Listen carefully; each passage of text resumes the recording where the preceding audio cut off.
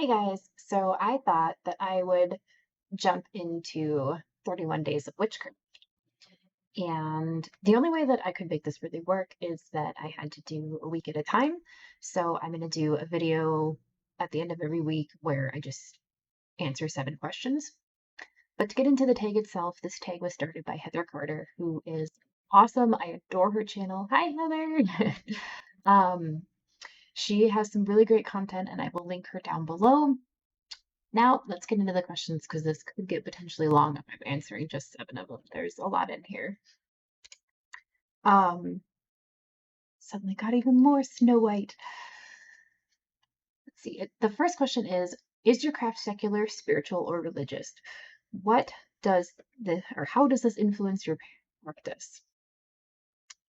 That dyslexic life. I'm going to take a sip of tea. Um, my witchcraft is spiritual, I'd say would probably be the best way to describe that. Although I suppose it depends on how you define religious, because I do work with personified deity, but I don't know if I necessarily view it as a religious practice.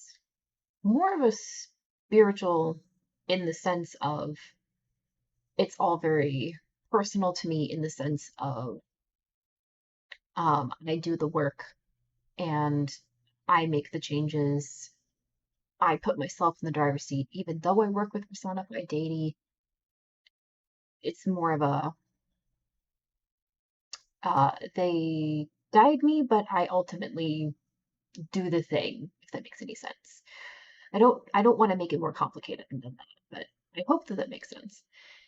The second question is, do you work with any specific deities as part of your practice? Why or why not? I do. As you guys know, I am mostly Norse pagan. I work with Odin, Freya, who is the main deity that I work with, and recently, as of 6 months ago now, Frigg.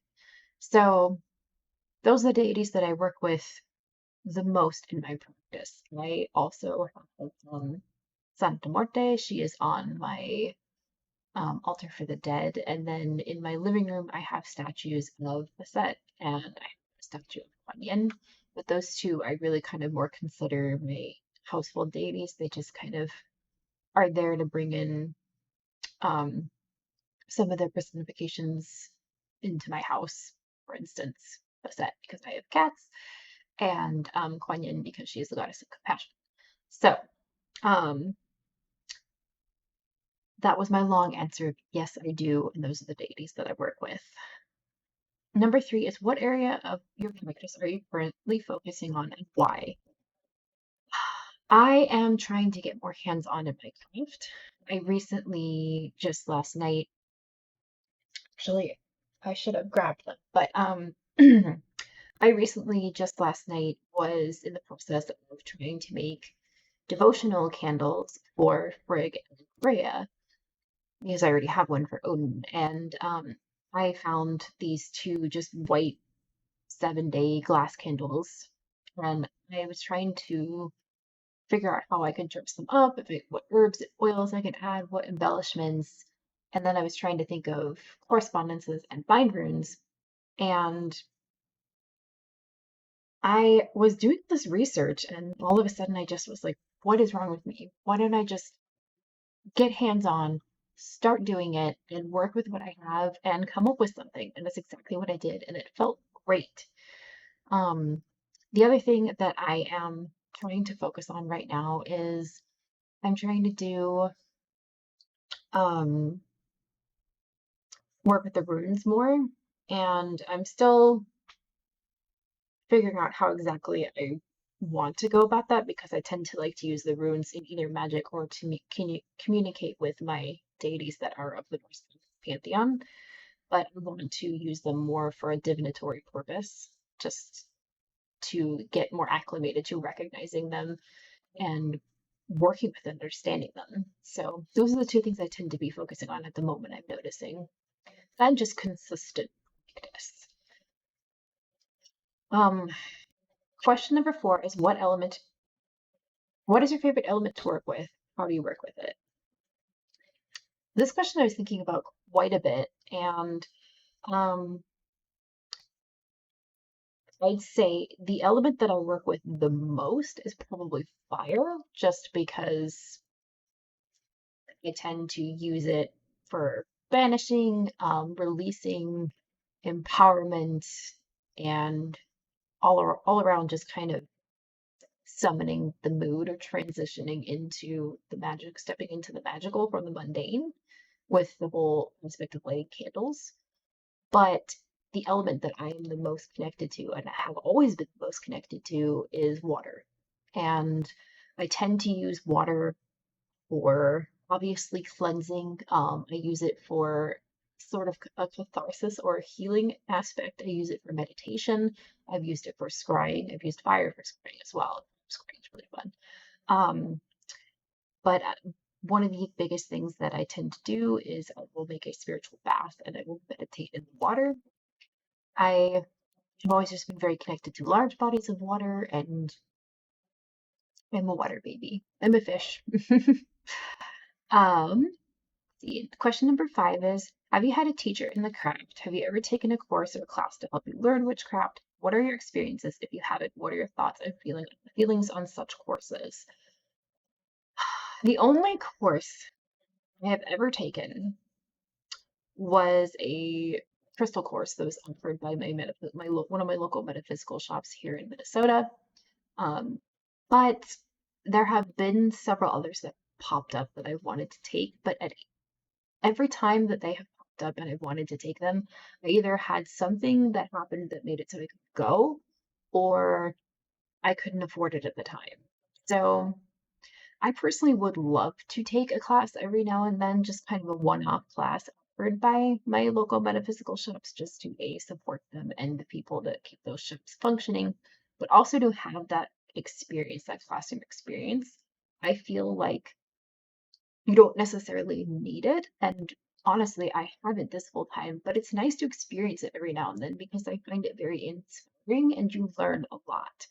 So it doesn't hurt to do it as a refresher, even. I mean, honestly, I would take a 101 class, even though I've been a witch for almost 20 years.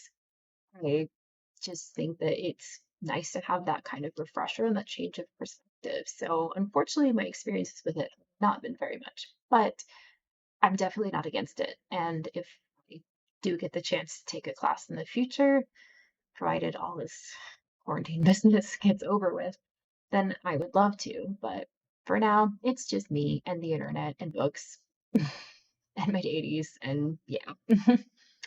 Um, question number 6. Do you incorporate environmental consciousness and sustainability in your into your craft? I really try to. I often reuse as much as I can, or I often try to, lately I've been trying to, as I said, making the candles last night, use what I have.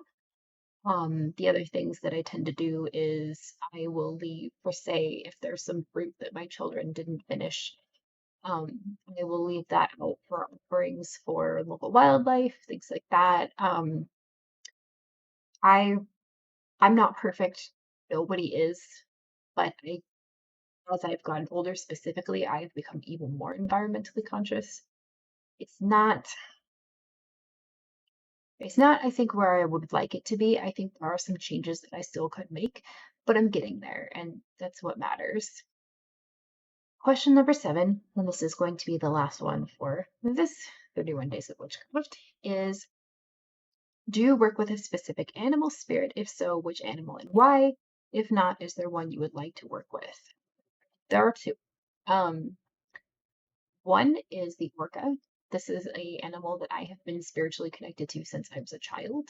I used to want to be a marine biologist when I was a child in hopes that I could work with orcas. It's silly, I know. But one of my most profound experiences was seeing them in the wild. There was a pod. We were camping on the San Juan Islands as a child, and there was a pod that had surfaced really close to the shore. And so we were out on the beach and everybody was kind of watching them. And I had climbed up on some rocks, and one of them surfaced like right there in front of me as I was kind of out on these it was really an incredible experience. But I've always been very connected to orcas, and I find them extremely spiritual. The other thing which took me by surprise was I've never been specifically drawn to this energy until I sort of felt it intuitively, and then I had someone do a reading for me, and they confirmed that that energy was around. But I work with the white wolf energy as just a guide that follows me through meditations. And I do have a specific name for him, and he looks a specific way. And yeah, he's just my little guide as I'm kind of going through traveling and astral traveler meditations and things like that. I've seen him in dreams and stuff too. But yeah, those are the only two animal energies that I work with specifically right now. I'm sure that's always subject to change, but yeah. So that is the first seven days of the 31 days of witchcraft tags that Heather Carter has started. Once again, thank you, Heather, so much for starting this. This is an awesome one, and I will see you guys in my next video where I will answer the next 7 questions. I really wish that I could do a video a day and kind of make this more extensive for each question, but I just don't have the time right now with everything that's going on. My husband working from home, my kids, and so this is what you get, and I'm just glad that I can be a part of it. So, as always, guys, thank you for watching and with me.